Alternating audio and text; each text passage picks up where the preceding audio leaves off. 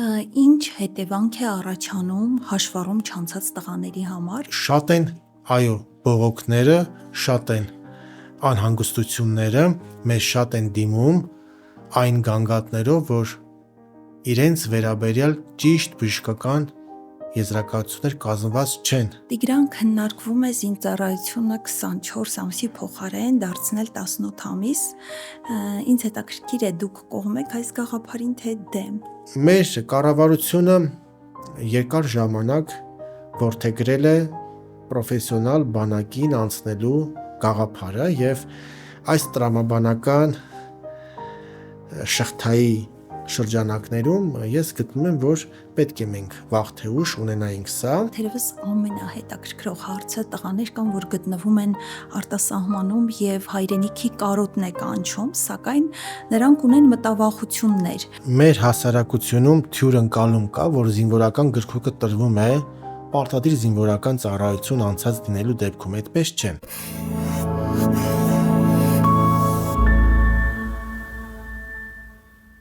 Հաղորդման գլխավոր հովանավորն է Նեկտար էկոպրոդուկտը նոր, ճոխ եւ պրոֆեսիոնալ բովանդակությամբ։ Բրենդը ստեղծում է դեմքի, մազերի եւ մարմնի բնական խնամքի միջոցներ, ստացել է միջազգային էկոսերտիֆիկատ, որն էլ վկայում է անվտանգության, բնականության եւ պրոֆեսիոնալիզմի մասին։ Սիրելի յութուբյան հետևորդներ, շնորհավոր նոր տարի եւ Սուրբ Ծնունդ, թող այս տարին ձեր կյանք բերի խաղաղություն, հաջողություն եւ ապագայի հանդեպ վստահություն։ Այս տոնական եթերում մեզ հետ է մի մասնագետ, որի աշխատանքը միտված է արդարության, իրավունքի պաշտպանության եւ իրավագիտակից հասարակության ստեղծմանը։ Մեզ հետ է Իրավունքի համահայկական ակադեմիայի հիմնադիր փաստաբան Տիգրան Սարգսյանը։ Բարև ձեզ։ Բարև ձեզ։ Շնորհակալություն հյուրընկալվելու համար։ Ես եմ շնորհակալ հրավերի համար։ Տիգրան, կուզենամ առաջին հարցով անդրադառնանք անցած տարվա ամփոփմանը, ինչ հաջողություններ գրանցեցիք, խնդրում եմ շեշտադրելով հաջողությունները ներկայացնել անցած տարին։ 2025 թվականին լրացավ իմ մասնագիտական գործունեության 20 տարին։ Ես 20 տարի որպես պրոֆեսիոնալ իրավաբան զբաղվում եմ քաղաքացիների իրավունքների պաշտպանությամբ, որից 10 տարին պետական կառավարման համակարգում աշխատել եմ պետական ծառայության համակարգում, այնտեղ եւս շփվել եմ քաղաքացիների հետ, իրենց դիմում բողոքների հետ, իրենց իրավունքների, խնդիրների, անհանգստությունների հետ։ Այնուհետև մասնավոր ոլորտ եմ տեղափոխվել, փաստաբանական գործունեությամբ արդեն ավելի անմիջական շփվել եմ մեր քաղաքացիների հետ, իրենց հոգսերին շատ լավ ծանոթ եմ եղել եւ այդ երկարատև աշխատանքը 2025 թվականին բերեց Իրավունքի համահայկական կենտրոնի եւ Իրավունքի համահայկական ակադեմիայի հիմնադրմանը։ Այսինքն 2025 թվականին պատահական չէր, որ հիմնադրվեցին այս երկու կարևորագույն կառույցները։ Դրանք երկարատև մտորումների եւ նաեւ երկարատև պրակտիկ աշխատանքի արդյունք է։ Եվ 2025 թվականին սկզբունքորեն փոխվեց նաեւ մեր աշխատելաոճը։ Մենք ձևավորեցինք նաեւ կայուն մասնագիտական խումբ, ձևավորված հմուտ մասնագետներով, փաստաբաններով եւ կարողացանք ավելի որակյալ ծառայություններ եւ ավելի արագ ծառայություններ առաջարկել մեր քաղաքացիներին։ Մենք 2025 թվականին կրկին շեշտադրումը կատարել ենք Հայաստանից դուրս բնակվող հայկական աշխարհի մեր հայերի խնդիրների լուծմանը։ Մենք մասնագիտացած ենք հենց դրսում Հայաստանից դուրս ապրող հայերին իրավական օգնություն ցույց տալու հարցում։ Եվ 25 թվականը ես գնահատում եմ որպես արդյունավետ տարի։ Արդյունավետ տարի եմ գնահատում եւ հիմք ընդունելով 25 թվականի ձեռքբերումները, հաջողությունները մենք լավատեսորեն, շատ դրական եւ լավատեսորեն դիմավորում ենք 2026 թվականը։ Դուք շեշտադրեցիք, որ ձեզ դիմում են հիմնականում արտերկրից ու հիմնականում ձեզ դիմում են զինծառայության հետ կապված հարցերով։ Թերևս ձեր հետևորդներին ամենաշատը հուզում էր հետևյալ հարցը, որ եթե զինկոմիսարիատը զորակոչիկին ճանաչում է պիտանի, սակայն զորակոչիկը ծնողները համաձայն չեն զինկոմիսարիատի որոշման հետ, դա կարող են բողոքարկել եւ արդյոք այդ բողոքարկումը բացասաբար չի ազդի զորակոչիկի վրա։ Ձեր հարցը ճիշտ ժամանակին տրված հարցեր, որովհետև մինչև հունվարի 30-ը Հայաստանում զորակոչ է ընթանում եւ մենք օգնում ենք ոչ միայն Հայաստանից դուրս բնակվող հայերին, նաեւ Հայաստանում բնակվող զինծառայության հետ կապված խնդիրներ ունեցող, զորակոչի հետ կապված խնդիրներ ունեցող մեր հայրենակիցներին։ Եվ քանի որ մինչև հունվարի 30-ը զորակոչ է, մեր տղաները ակտիվ զորակոչի փուլում են եւ շատ են, այո, բողոքները, շատ են անհանգստությունները, մեզ շատ են դիմում այն գանգատներով, որ իրենց վերաբերյալ ճիշտ բժշկական եզրակացություններ կազմված չեն, անհասկանալի են, տղան 1-2 անգամ տարկետում է ստանում առողջական վիճակով պայմանավորված եւ հանկարծ ճանաչում են իրեն պիտանի, այն դեպքում, որ նույն գանգատները ինքը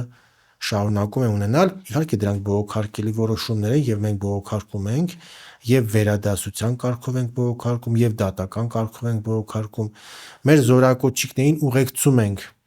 նույնիսկ եթե իրենց նկատմամբ հարուցված քրեական գործեր կան եւ հաջողությունները շատ են, բազմաթիվ են մեր հաջողությունները։ Մենք գտնում ենք, որ զինծառայության պետք է մեկնեն միայն այն տղաները, ովքեր օրենքով սահմանված կարգով անցնում են պարտադիր բուժզնությունները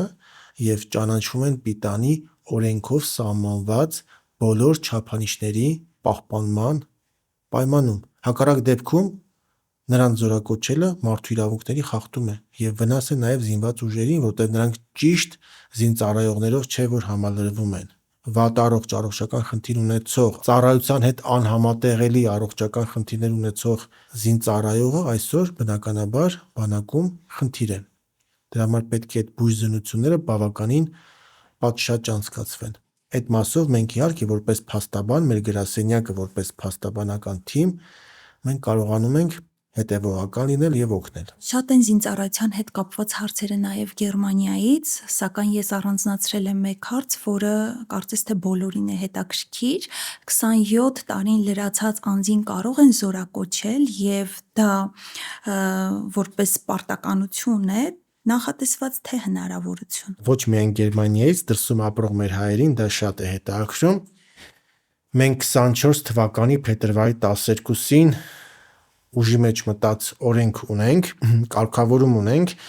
որով նախատեսվում է 27 տարին լրացած անձանց զորակոչելու հնարավորություն, սակայն դա վերաբերվում է այն տղաներին, ովքեր ժամանակին խուսափել են զինվորական ծառայությունից եւ հիմա ունեն քրեական գործեր, իրենք գալիս ներկայանում են եւ քրեական օրենսգրքում նախատեսված է որպես խրախուսական նորմ, այսինքն դա իրենց կամքով, իրենց ցանկությամբ, իրենք 27 տարեկանից հետո հնարավորություն են ունենում մեկնել ծառայել, բաց թողնված 2 տարին լրացնել 27 տարեկանից հետո, նախկինում նման հնարավորություն չկար։ Նույնիսկ 27 տարեկան տղան եթե ցանկություն էր հայտնում, օրենքը թույլ չէր տալիս իրեն զորակոչել, հիմա իր ցանկությամբ կարող է։ Եվ դա բերում է քրեական հետապնդման դադարեցման։ Նաև մեր քաղաքացիները տեղեկ են, որ կա նաև վճարում իրականացնելու հնարավորություն, նույն կարգավորման շրջանակներում օրենքը առաջարկում է, ասում է, եթե դու ունես քրեական գործ, հետապնդում, դու կարող ես 27-ից հետո ներկայանալ եւ քո ընտրությամբ կամ դու վճարում ես կատարում 15 միլիոն դրամ վճարման դեպքում ամբողջությամբ ազատվում ես ծառայությունից, հնարավորություն կա 8 միլիոն դրամ վճարելու եւ 1 ամիս ծառայելու։ Կարող են վճարել 5 միլիոն դրամ եւ 6 ամիս ծառայել։ 2.5 միլիոն դրամ վճարելու դեպքում 1 տարի են ծառայում եւ կարող են 2 տարի ծառայել ընդհանրապես ոչինչ չվճարել։ Նման հնարավորություն կա։ Դա իրավունք է։ Խրախուսական նորմ է օրենքով նախատեսված եւ ուզում եմ ասել, որ սա վերաբերվում է այն տղաներին, ում 27 տարեկանը լրացել է մինչեւ 24 թվականի փետրվարի 12-ը։ Դրանից հետո 27 լրացող տղաները այս հնարավորությունը չունեն։ Այսինքն տեսեք, 96 թիվ տղան կարող է գալ, վճարում անել եւ ազատվել ծառայությունից, օգտվել այդ խրախուսական նորմից։ 96 թվականի տղան 97 թվականի հունվարի ծնունդը մինչեւ փետրվարի 12։ Դրանից հետո ծնվածները չեն կարող։ Սակայն մենք ունենք օրենսդրական նախաձեռնություն ազգային ժողովի պատգամավորի կողմից եւ այդ նախագիծը կառավարության կողմից ստացել է դրական եզրակացություն, նախատեսվում է հունվար ամսին քննարկել ազգային ժողովում եւ փետրվարին միգուցե այդ կարգավորումները գործեն եւ արդեն 97, 98 եւ դրանից հետո նաեւ 99 թիվ ծնված տղաները, ում 27-ը կլրան արդեն 26 թվականին, իրենք հնարավորություն կունենան 27-ից հետո իրենց կամքով, դա որպես իրավունք, որպես հնարավորություն ծառայել կամ 15 միլիոն վճարել։ Ինչ հետևանք է առաջանում հաշվառում չանցած տղաների համար, հարցը շատ արդիական է, որովհետև արտերկրում 10,000-ից ավել երիտասարդներ հաշվառման չեն կանգնել զինկոմիսարիատում, ինչպես նաև Հայաստանում կան բազմաթիվ երիտասարդ տղաներ, ովքեր հաշվառման կանգնած չեն զինկոմիսարիատում։ Նախ ուզում եմ հատուկ նշել, որ խոսքը վերաբերվում է զինվորական հաշվառմանը։ Շատ են դրսից զանգում ասում, որ մեր տղան հաշվառված է եղել պապիկի տանը կամ, չգիտեմ, մենք ունեցել ենք այսինչ հասցեում հաշվառում, արդյոք ինքը խնդիր ունի, թե չէ զինծառայության հետ կապված։ Զինվորական հաշվառման կանգնելը շատ կարևոր հանգամանք է, կանգնած լինել եւ չլինելը։ Սա հասկանալը, հա։ Ընդհանրապես Հայաստանի քաղաքացիները, անկախ նրանից իրենք զինվորական հաշվառման կանգնած են թե չէ, իրենք զինապարտ են, այսինքն պարտավոր են գալ եւ մասնակցել հայրենիքի պաշտպանությանը, նաեւ պարտադիր զինվորական ծառայություն անցնել։ Սա ընդհանուր կարգավորում է, պարտադիր պահանջ է։ Սակայն պրակտիկայում պետությունը հնարավորություն չունի քրեական հետապնդման ենթարկել այն քաղաքացիներին, ովքեր չեն հաշվառվել զինկոմիսարիատում։ Մի կողմից պետությունը նախատեսում է պարտադիր պայման 16 տարին լրացած քաղաքացիների համար արական սեռի կանգնել զինվորական հաշվառման, բայց եթե դու դա չես անում, այդ պահանջը չես կատարում, ապա պետությունը դրա համար քրեական գործ չի հարուցում, քրեական հետապնդում չի լինում, հանցագործություն դա չի համարվում եւ մեր տղաները ապագայում ունենալով այլ պետության անձնագիր, դե իրենք փոքր տարիքից այստեղից մեկնել են հայկական անձնագրով, բայց այդ հայկական անձնագիրը վերցրել են մինչեւ 16 տարեկան։ Հետո այնտեղ ապագայում ստեղծվել է իրավիճակ, որ իրենք ստացել են այլ պետության քաղաքացիություն, այլ պետության անձնագիր եւ իրենք այդ անձնագրով կարող են ազատ տեղաշարժվել, մտնել Հայաստան, բնակվել, ցանկացած պահի նաև դուրս գալ երկրից եւ ինչու իրենք խնդիր չունեն, որովհետեւ այդ զինվորական հաշվառման չկանգնելը օրենքը չի համարում հանցանք։ Այլ բան է, երբ տղաները զինվորական հաշվառման են կանգնած լինում եւ 18 տարեկանը լրանալուց հետո չեն գալի, չեն մասնակցում զորակոչին։ Դա լրիվ այլ իրավիճակ է։ Այս դեպքում մեր քրեական օրենսգիրքը դա համարում է հանցանք եւ քրեական հետապնդում է իրականացվում, հետախուզում է հայտարարվում։ Իհարկե լուծումներ կան, բազմաթիվ լուծումներ կան, որոնց մասին ես պատրաստ եմ խոսել։ Հաղորդման հաջորդ հովանավորն է Իրավունքի համահայկական ակադեմիան, որը իրավագիտակցության զարգացմանը ուղղված կրթական ծրագրեր է իրականացնում 6 տարեկանից սկսած երեխաների եւ պատանիների շրջանում։ Թերևս ամենահետաքրքրող հարցը տղաներ կան, որ գտնվում են արտասահմանում եւ հայրենիքի կարոտն է կանչում, սակայն նրանք ունեն մտավախություններ։ Ինչ հանգամանքներ եք ճշտում, որպեսզի տղաները ապահով գան եւ դուրս գնան Հայաստանից։ Եթե մանկահասակ տարիքում մեկնել են եւ հայկական անձնագիրը վերցրել են մինչև 16 տարեկան, դրանից հետո չեն վերցրել, այսինքն զինվորական հաշվառման չեն կանգնել, իրենք պետք է խնդիր չունենան։ Բայց ամեն դեպքում մենք հարցումներ ենք անում եւ ստանում ենք գրավոր ապացույցներ, որ իրենք Հայաստանում որևէ ձևով չեն հետախուզվում, չեն որոնվում, այսինքն Հայաստանի հետ կապված խնդիրներ չունեն։ Մենք պաշտոնական փաստաբանական հարցումներն անում ենք եւ պատասխանները ստանում ենք ոստիկանության ինֆորմացիոն կենտրոնի բազայից, հա։ Այդ ճշտումները անելուց հետո մենք համապատասխան նաեւ տեղեկանք ենք կազմում եւ ստորագրությամբ մեր կազմակերպության կնիքով տրամադրում ենք իրենց։ Սա վստահություն է իհարկե առաջացնում մեր հայրենակիցների մոտ, մեզ շատ վստահում են, մենք դրան հասել ենք մեր աշխատանքով եւ բազմաթիվ տղաներ հենց մեր հետ խորհրդակցելով, մեզնից ստանալով համապատասխան փաստաթղթեր, համարձակություն են ստացել եւ եկել են 2025 թվականին, դրանից առաջ եւ վստահ եմ նաեւ 2026 թվականին շատ հայեր կգան Հայաստան հենց մեր խորհրդատվությունը ստանալով, մեր աջակցությունը, մեր վստահությունը ունենալով։ Այսինքն կարելի է ֆիքսել, եթե տղաները գտնվում են արտերկրում, սակայն ունեն մտավախություն Հայաստան վերադառնալու հետ կապված, դիմեն ձեզ, դուք կտրամադրեք փաստաթուղթ, որով կկարողանան վերադառնալ հայրենիք։ Այո, ճիշտ է, այո։ Շնորհակալություն։ Ձեր Facebook-յան նյութերում հաճախ կան գրառումներ, որտեղ հարց է տրվում, եթե չի ծառայել, ինչպես է ստանում զինգրքույկ, արդյոք չծառայածներին ևս օգնում եք զինգրքույկ ստանալու հարցում։ Մեր հասարակությունում թյուր ընկալում կա, որ զինվորական գրքույկը տրվում է պարտադիր զինվորական ծառայություն անցած լինելու դեպքում, այդպես չէ։ Զինվորական գրքույկը տրվում է, երբ տղան հաշվառվում է պահեստազորում, իսկ պահեստազորում հաշվառելու մի քանի հիմքեր կան։ Այո, նաև ծառայություն անցնելը ևս պահեստազորում հաշվառելու հիմք է, այսինքն ծառայությունից հետո հաշվառվելով պահեստազորում ստանում են զինվորական գրքույկ, բայց պահեստազորում հաշվառվելու այլ հիմքեր ևս կան, օրինակ ընտանեկան վիճակով պայմանավորված, եթե խնամքին կա 2 եւ ավել երեխա,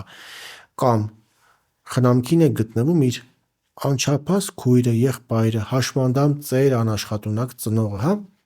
ընտանեկան վիճակով պայմանավորված ևս, եթե տղան ազատվում է զինվորական ծառայությունից, իրեն ևս հաշվառում են պահեստազորում եւ ևս տալիս են զինվորական գրքույկ։ Զինվորական գրքույկ տալիս են նաև, եթե տղան առողջական վիճակով պայմանավորված ճանաչվում է ոչ պիտանի ծառայության համար, այդ դեպքում ևս ինքը հաշվառվում է պահեստազորում եւ ստանում զինվորական գրքույկ։ Զինվորական գրքույկ ստանում են նաև,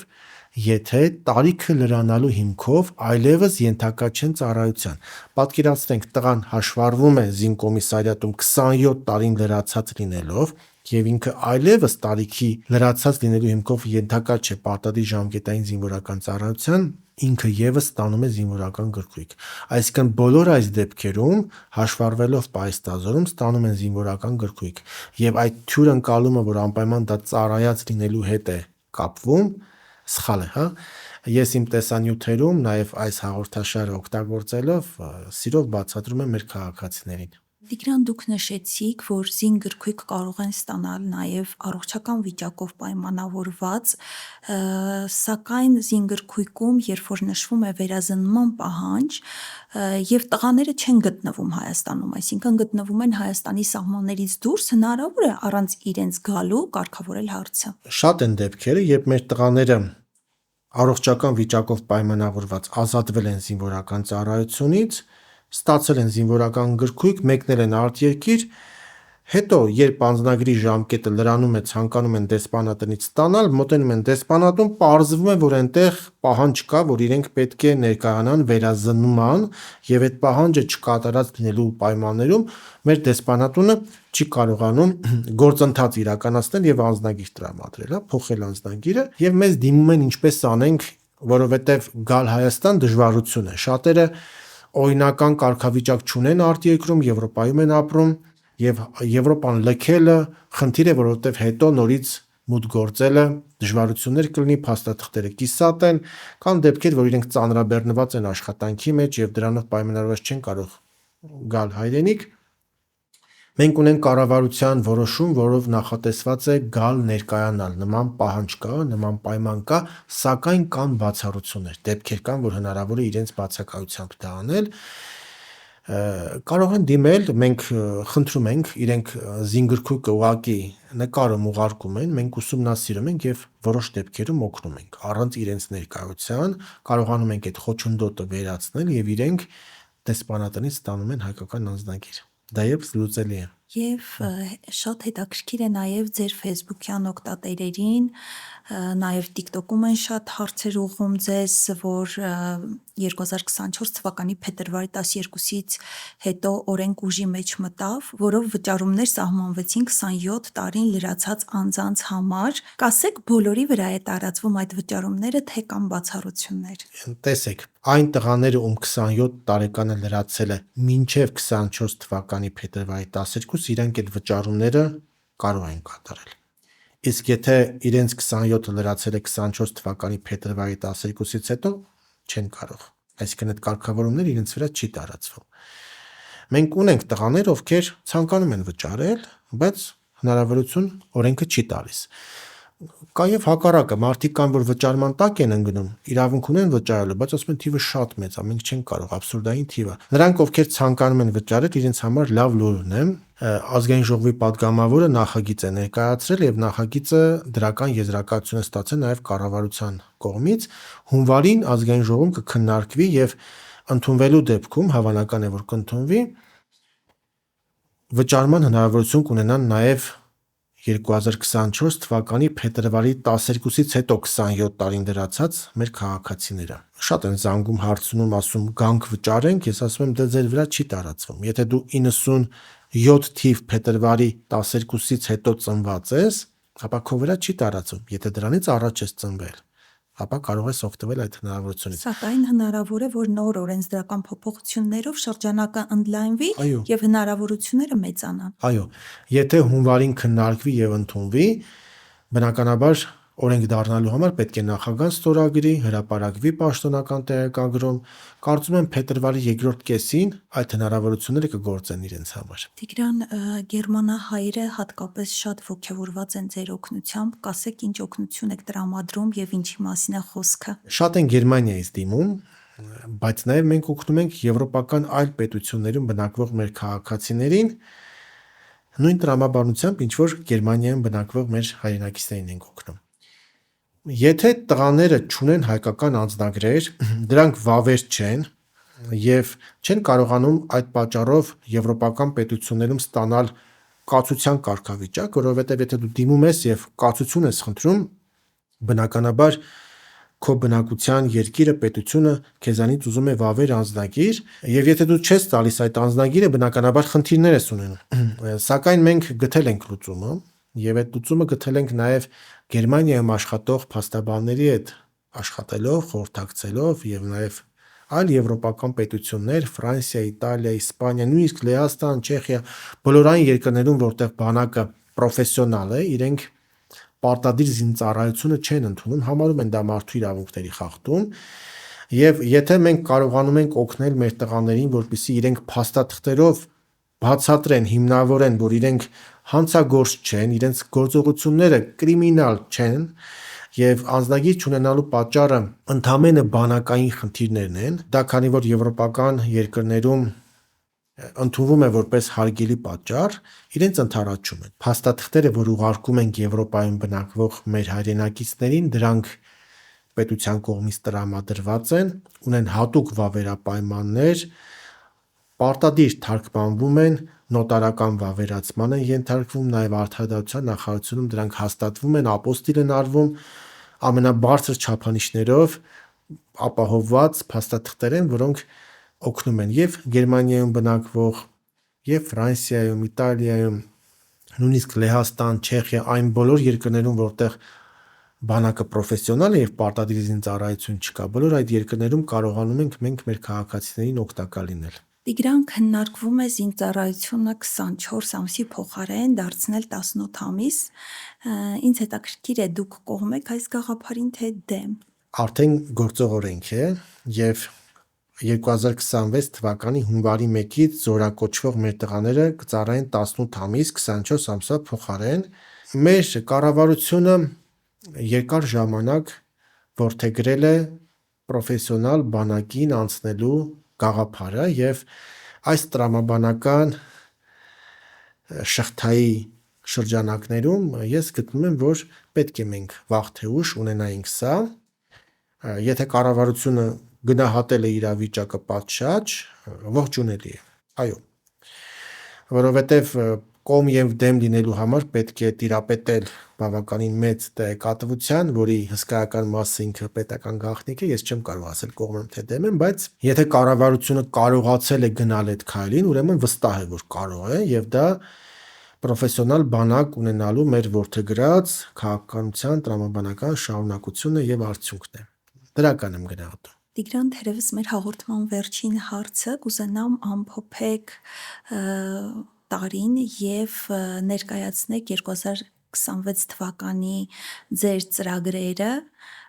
ինչ ծրագրեր ունեք, ինչ քայլեր եք իրականացնելու իրավագիտակից հասարակության ձևավորման համար։ 2026 թվականին մենք կարծում ենք, որ մեր աշխատանքի մեջ շեշտադրելու ենք հենց իրավունքի համահայկական ակադեմիայի առաքելությունը, գործառույթը կրթել պատանիներին եւ սա կլինի մեր մեծ նվերը մեր հասարակությանը, մենք գտնում ենք, որ փոքր տարիքից տղաները եւ աղջիկները պետք է կարողանան իրենց պաշտպանել ոչ միայն ֆիզիկապես, այլ նաեւ իրենց մտավոր կարողություններով, հատկապես իրավական մտածողության եւ իրավական գիտելիքների շնորհիվ եւ արդեն այն ժամանակներում ենք ապրում, որ այո, հա, ֆիզիկական պատրաստվածությունը կարեւոր է, բայց դա առաջին տեղում չէ։ Քեզ եւ քո արժանապատվությունը պաշտպանելու համար շատ կարեւոր է նաեւ էմոցիոնալ ինտելեկտը, օրենքների իմացությունը, վստահ խոսելը, սա կարևոր է նաև նախաձեռնող լինելու համար։ Հիմա մենք ապրում ենք մի ժամանակաշրջանում, որ նախաձեռնությունները շատ կարևոր են, նախաձեռնող մարդ լինելը շատ կարևոր է, եւ մենք ուզում ենք, որ մեր ապագա սերունդը այդպեսին լինի։ Իրավունքի համահայկական կենտրոնը եւ Իրավունքի համահայկական ակադեմիան 2026 թվականի համար ունեն շատ լավ ծրագրեր։ Մենք համագործակցության փորձեր ենք անում նաև մեր Սփյուռքի համայնքների հետ, որ կարողանանք եւ այնտեղից պատվիրակություններ ընդունել եւ մենք մեկնենք ընդհանուր հայկական աշխարհը պետք է կարողանանք միավորել հայկական իրավունքի շուրջ, սա երազանք է, գաղափար է, որին մենք աստիճանաբար մոտենում ենք։ Շնորհակալություն, թերևս ուժեղ է այն հասարակությունը, որի յուրաքանչյուր անդամ գիտակցում է իր իրավունքները եւ կարողանում է կիրառել այդ իրավունքները տարբեր իրավիճակներում։ Շնորհակալություն։ Զորակոչի, զինհաշվառման կարգի, վերադարձի ռիսկերի, փաստաթղթերի եւ իրավական անորոշությունների հետ կապված հարցերով զրուցեցինք փաստաբան Տիգրան Սարգսյանի հետ, ով նաեւ Իրավունքի համահայկական ակադեմիայի հիմնադիրն է։ Իսկ դուք, սիրելի հետևորդներ, մի մոռացեք բաժանորդագրվել մեր YouTube-յան ալիքին, որպեսզի բաց չթողնեք հետագա թողարկումները։